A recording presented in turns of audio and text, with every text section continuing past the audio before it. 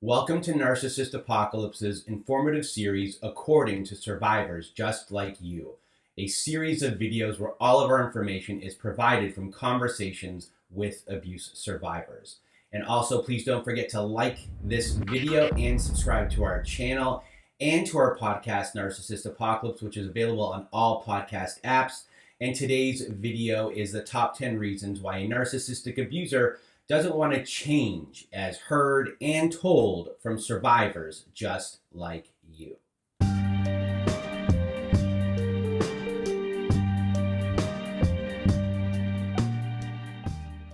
Number one, abusers love power and control. And an abusive person gets a rush and a thrill as they gain power and control through their coercive and intimidating behaviors, and this makes them feel really important. And this can be done through emotional abuse, physical abuse, sexual abuse, financial abuse, and it's all under the umbrella of coercive control. And when this happens, they're really just getting this massive rush that they do love this power and control. We hear this on every single one of our Survivor Story episodes. And here's a quote from a survivor just like you from our March 7th, 2022 episode titled Faith in the Charismatic Controlling Abuser. I was the captain of my ship and I had everything. I didn't answer to anybody, like self-sufficient, and now completely under his reign, everything was in his name, the car, the phone, the house, and control. So you better do this or you're going to get kicked out of my house. It was always his house. Even though it was supposed to be a home, it was always his house. And I was constantly reminded, quote unquote, about my roles and responsibilities. Number two, abusers love getting their way when it matters most. So relationships, as we know, have a lot of compromise when it's a healthy relationship. Many couples have differences. Their needs and desires could be different, but they can work things out because they're in a healthy relationship and they're working them out in a healthy way. There's a balance that is involved. But when an abuser is kind of going on, if the question kind of comes up with an abuser where it says, whose family are we seeing at Thanksgiving? A healthy relationship can figure these things out, but the abuser will want to make this decision if it matters most to them. Where are we going on vacation? If it matters most to them, they're the one that's going to be making that decision. Are we going to be primarily hanging out with my friends over your friends? That's a decision that they will probably be making. And, with an abuser, they want to take over all of this decision making. You will constantly be sacrificing your needs. The abuser will be in a relationship with zero compromise. However, the abuser may seem like they may have compromised sometimes. They might compromise on some decisions, but it will be pretty low stakes. And it will be done a lot of the times in front of other people to maintain the facade of them being a good person in the eyes of other people. But make no mistake here, it is a life of privilege. And here is a quote from a survivor just like you from our March 13th, 2023 episode titled Courtney and Mr. Center of Attention. In hindsight, a lot of the decisions that we made in terms of building our future were made almost by him coercing me into believing that we were doing it together, but he was really making the decision. Number three, abusers want someone to take their problems out on. So some of us do lash out at others sometimes, but the difference here is that we take ownership of it when it happens, or we check ourselves a lot of the time. We're really doing some work in noticing these things about ourselves that wasn't right. However, an abuser doesn't care to check themselves. They don't look at things like this. They think that they are entitled to use you as a dumping ground, to use the abuse victim as a dumping ground for all of their life's frustrations. And, because of this, with us as survivors of abuse, you're a survivor of abuse, anyone as a whole, you don't have to be a survivor of abuse really, you can have something that can be attacked. Everyone can be attacked somehow. And an abuser will find that thing and attack you. And, they try to, really rationalize their behavior. They usually play the victim in these situations in their rationalization. And here's a quote about this from a survivor just like you from our July 10th, 2023 episode titled Citrine and the Controlling Abusive Narcissist. So the trip to work it's about like 25 minutes, and he was red and he was like hitting the steering wheel, and he was blaming me for making him angry, which he would normally do. He would be like, why, it's your fault that I'm this angry. I just want to be happy. You've ruined the day. You've ruined the night. Number 4, abusers want free labor from their partners and freedom for themselves. So many abusers will not be doing their fair share in relationships, not taking care of the home, childcare, meal preps. If they do home related things, then most likely you'll be doing all the emotional labor for them because they need constant attention. All the focus will be on them, and nothing in your life will get met. None of your emotional needs or physical needs. You're going to be doing all of the physical and emotional labor in this relationship. If you try to challenge this, then either they will ignore you or inflict some sort of abuse upon you. And here's a quote from a survivor just like you from our August 7th, 2023 episode titled Plum and the Abusive Ex. So, I was starting to get hip to the game, but I didn't know what the game was called yet. I'd say the worst, he was definitely a gaslighter. We would kind of set things out on paper, maybe our chores or things that are supposed to be done. Of course, he didn't always do them. And then he would like make up, something that I said or something that I did, and that I gave him the impression that I would do. I would cook on Fridays when the chart says clearly that Fridays are like free day. Eat what you want to eat. No, you're supposed to cook. You're my wife. You're supposed to cook on Friday. Number 5, abusers want the approval of their friends and relatives.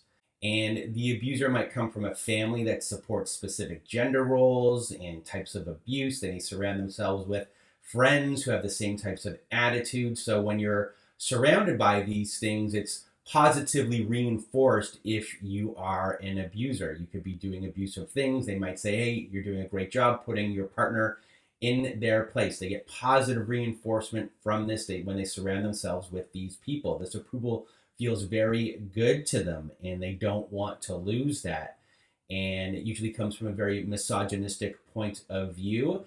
And here's a quote from a survivor just like you from our October 5th, 2020 episode titled Bailey and the 27-year Toxic Marriage. But his friend made the oddest comment. He said, I told my ex that if my wife called me, I would just tell her to go to hell. And I thought, that's an interesting comment. I thought, it's because of him I'm in this mess. Number 6, abusers want financial control. So when the abuser controls the finances in the household, it means they control everything about your life. Grocery purchases, clothing purchases, child-related purchases, retirement, who works, who doesn't work. An abuser here who controls finances, they can take your voice away. They can take your rights away. And an abuser controls these finances. They're usually benefiting from everything. They can spend how they want to on themselves, while everyone else in the family is not allowed to. And they might also put everything in their names, the house, the car. There's this big double standard going on, and we'll get to double standards. And this also puts them in a good position in the relationship when it ends. They can then get a lawyer when you can't get a lawyer. They can pursue custody of children when it makes it more difficult for you if they control the finances in these cases. And here's a quote from a survivor just like you from our October 30th, 2023 episode titled Cam and the Physically Abusive Narcissist. Year and a half of being married, she took control of the money situation between us to the point where I wasn't allowed to have any money for myself. If I wanted to buy anything, I had to ask permission. Number 7, abusers want their goals to be prioritized.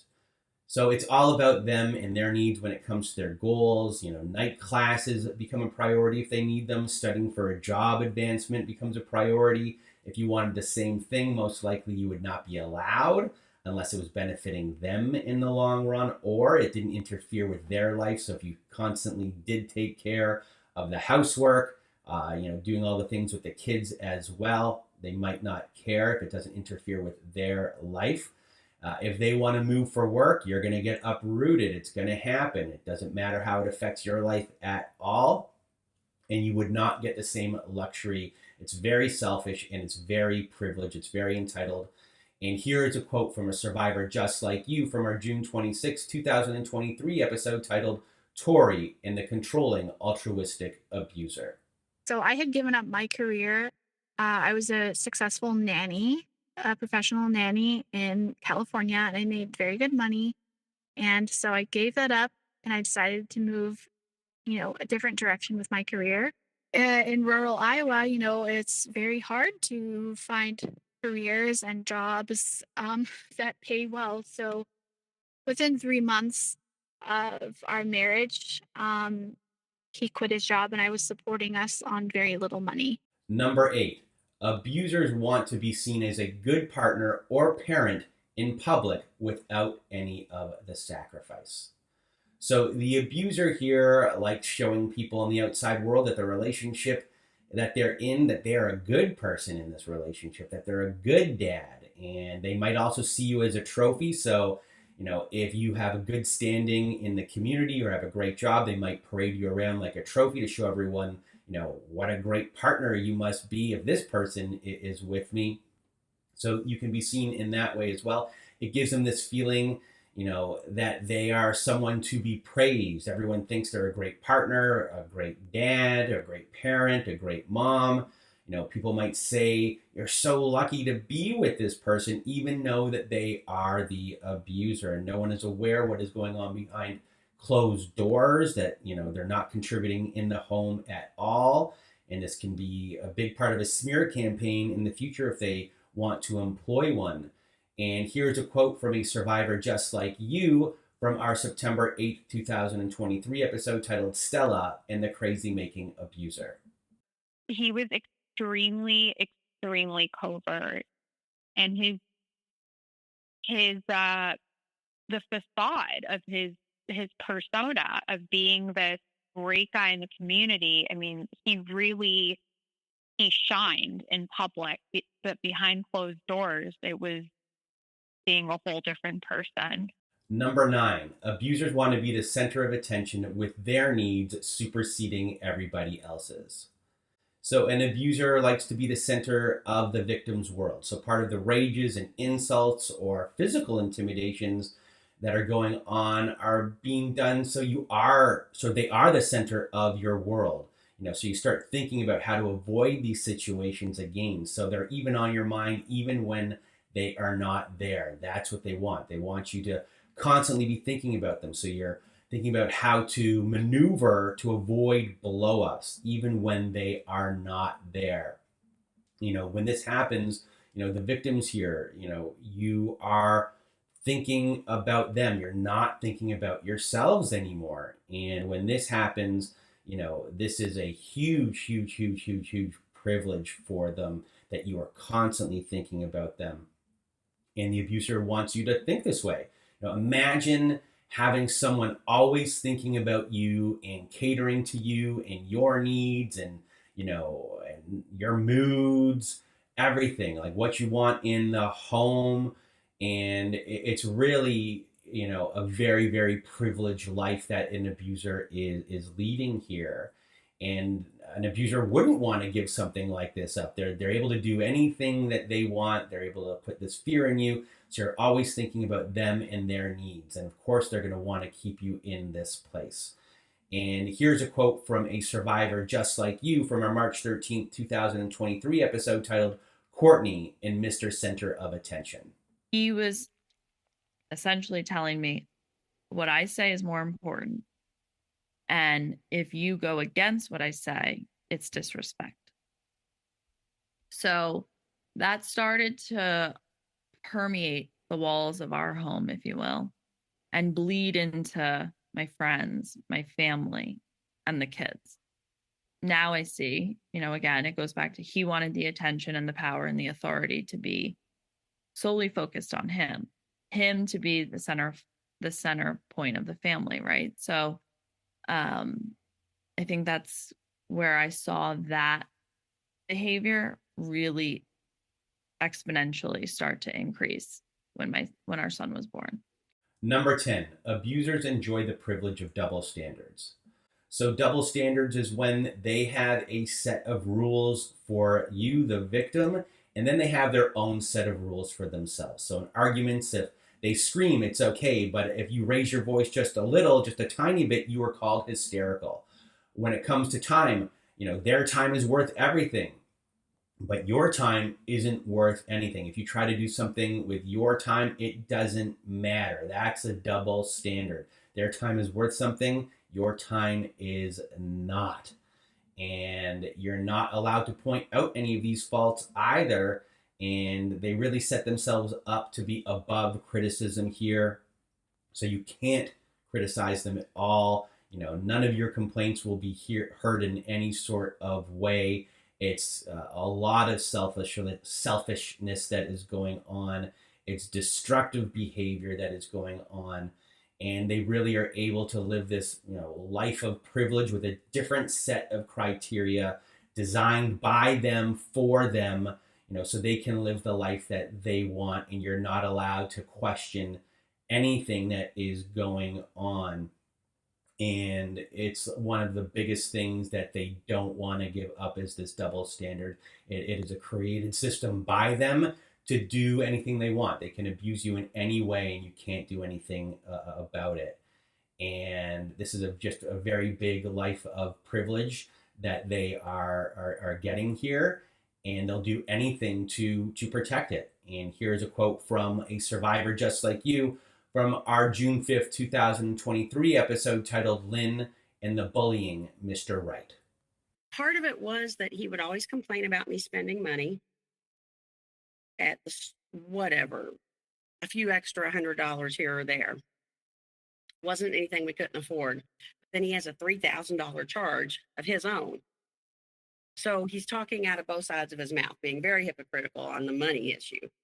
So this was our video of the top 10 reasons why a narcissistic abuser doesn't want to change, as heard and told from survivors just like you.